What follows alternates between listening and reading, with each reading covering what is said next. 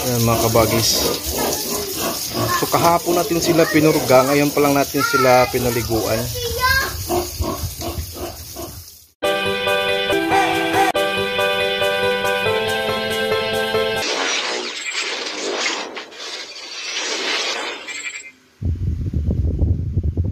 Hello mga kabagis, good morning. Good morning sa ating lahat. No? Welcome back to my channel, your kabagis again. And for today's video mga kabagis, pakita ko sa inyo na yung pagbigay ng purga natin na latigo 1,000 sa ating mga biik for baboy ay again sinasabi ko noon na every time na mag-change tayo ng feeds. Kaso ngayon, di ba nagbigay ako noon after 10 days sa akin and then nagbigay din ako ng vitamins, but kahapon nagbigay din ako ng pampurga ulit latigo 1,000.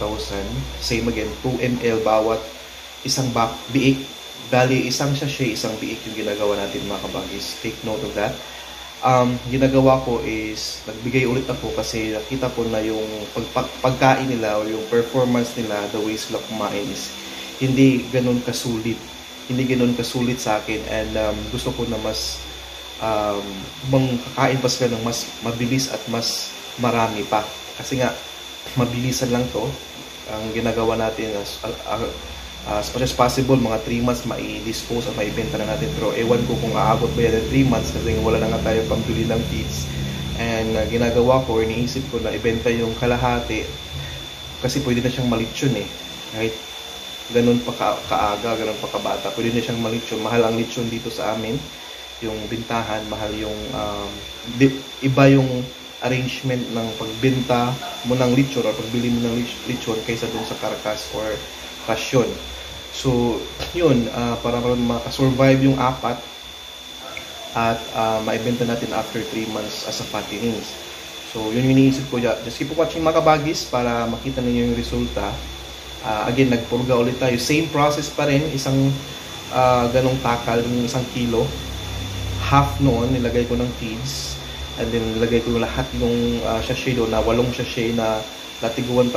Then, minix natin. Hinayaan natin ng 5 minutes. Then yun, binigay na natin sa ating mga alaga. So, just keep on watching. Ito natin yung mga kabagis sa ating mga alaga as an update. Ayan mga kabagis. So, kahapon natin sila pinurga. Ngayon pa lang natin sila pinaliguan. Okay lang yan. Basta, basta powder lang yung gamit natin. Hindi man ganun ka tapang yan.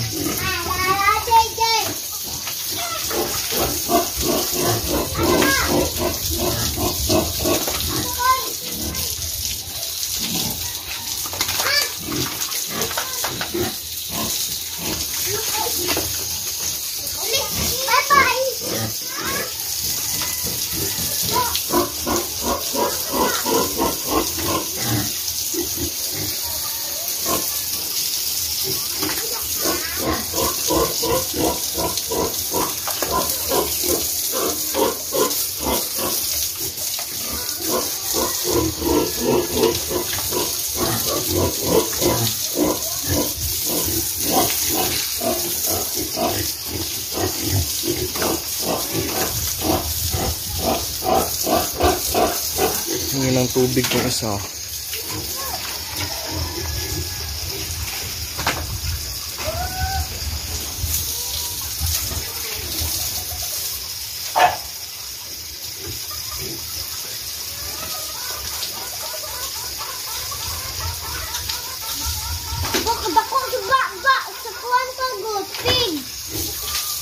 Big naman sila. Uy, batang matakoy. Ha? Batako ano? Ipon. Duwan. Ano? Ipon mo? Pa. Ipabligya na na mong duha ka pigs tako eh. Wala man na mabig. Dili kay mga mama man magkuan na sila, mahimo man lang mama. Mama? Anak na. Anak na. Baby nga. Sulo pala. Puhon. Anak. Wala lagi kita ang anak. Oh. Nagkanig kaon para mga anak sila. Nauhaw yung isa. Sige, uhaw, oy. Ang biki, way uhaw. Pa, nalagibig anak pa. Paano? Lagi. Ay! Makwa! Ya! Ipon awa! Ya! Dumating pa.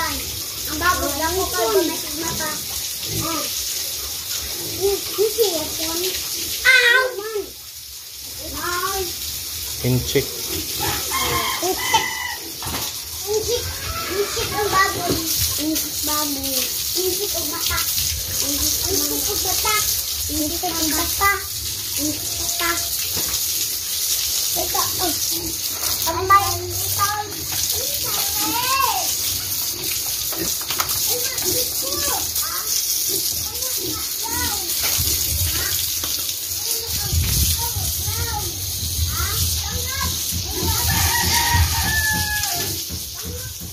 Mga kabagis yung update natin, and yun nga ang aking sinasabi, yung ating desisyon talaga yung mamatter when it comes to giving purga or vitamins. Pero sa akin, ang case ko is based yan sa observation na hindi masyadong katakaw yung ating mga biik, and we wanted them to be more aggressive na mas mabilis kumain kapag bigay mo ng feeds and ubusin agad. As of the moment, kasi ngayon pagbigay ko ng feeds, though maubos nila yan, pero maglalaro-laro muna ang mga, it takes ilang oras before nila maubos.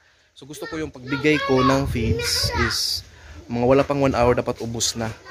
Yun yung target ko sa pag ng mga baboy, para at least later on pag grower stage na sila, ganun din sinasanay mo sila na ganun kabilis kumain, na ganun kadaling makaubos ng pagkain nila, para at least ba ang hinahabol mong bigat at laki ng iyong mga alaga is makuha mo in a short period of time.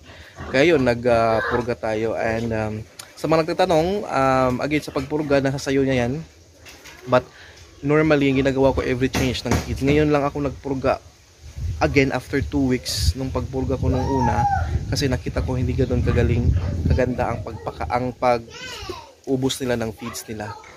Maraming nagsasabi na yung almost 1 month ko daw is parang 2 months na sa kanila, which is sabi ko na-appreciate ko yun, pero hindi sa na-appreciate ko dahil lumaki yung sa akin, but yung kumbaga yung bang pag consider sa pagpakain at sa pag-alaga sa ating mga baboy is maganda daw compared sa iba at sa kanilang mga alaga. So I hope na yung ginagawa natin mga kabagis is somehow maka-inspire sa atin at bigay sa atin ng idea na pwede pala.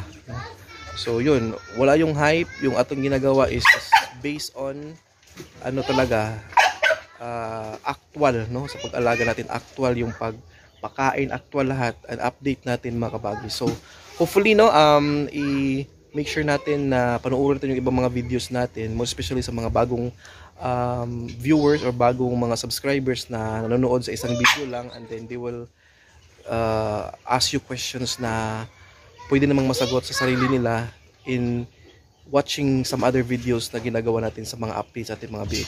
Alright, thank you so much mga kabagis for watching, and you do have a great day. Bye-bye. Tagal-tagal din kapag shoutout sa mga taga-subaybay at mga silent supporters natin, mga subscribers natin dyan. Hello sa inyo. Shoutout kay Adrian Buno. Shoutout kay Ricky De La Cruz. Shoutout sa iyo RC Arcio. Shoutout kay Edith Roods Grande. Shoutout naman kay Che Ordinario. And mga kabagis, thank you so much for watching and for commenting, no? Shoutout kay Jerwin Elorde. Ganyan din si Juan Lorenzo P. Boneto.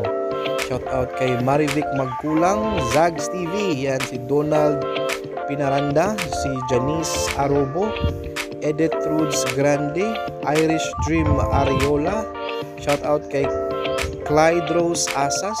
Shoutout kay Printer Doctor, si Snow Freeze. Shoutout kay Dinsho. Shoutout sa inyo kabagis, Rina Hobiera, Israelita Sobilario. Yan, shoutout kay Rizel Dog Luis. Freddy Camba, si Janning Olgado, yan, shout out sa inyo. Ganyan din si Sheena Humisilada, yan, shout out kay Erwin Alarcon. Shout out din kay Louie Ella. Ganyan din si kabagis na Jazz Acuña, shout out sa inyo. Van Fermo Ilagan, si Mags Pasok, Shirley Masangkay, yan, si Channel TV, shout out sa inyo.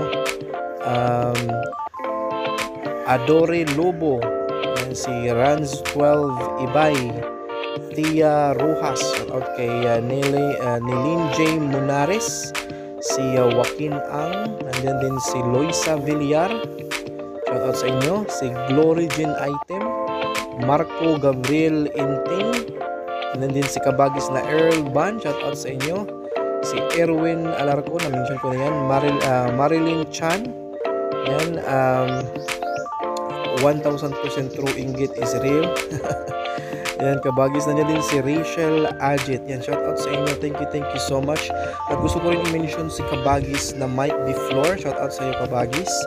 And most especially kay kabagis Tel Malim. Shout out sa inyo. Salamat sa patuloy ninyong pag-subaybay sa ating mga uploads, pagsuporta, most especially mga kabagis, yung pagbigay ninyo ng panahon sa pag-play ng ating mga playlist. May mga kabagis tayong palaging nagpi-play sa playlist natin. Ang playlist natin mga kabagis as napakaganda kasi magbibigay din yan ng kumbaga additional na revenue sa atin in the future, no? Thank you so much sa inyo lahat.